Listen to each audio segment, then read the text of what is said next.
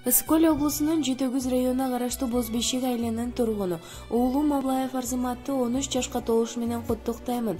Ала Тодай асман тире башың куттуу улсун ушул курак жашы. Амандыкта, ден соолукта көп жашап, арманы жок узак өмүр сүрүп, кылымга атың таанылтып, жүзүң нурга толуп, сонун курак жашың куттуу болуп, келечегиң кең болуп, бактылуу болушуңду каалаймын деп Москвадан Мамаң Айжан куттуктайт. Kimdir süybөгөн, бапестеп багып күйбөгөн, баласы үчүн жок чыгар, башына азап үйбөгөн.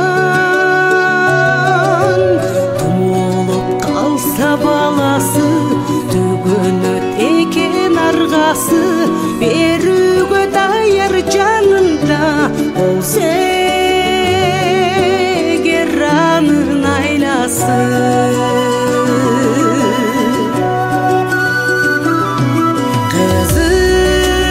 кызыгы болбос дүйнө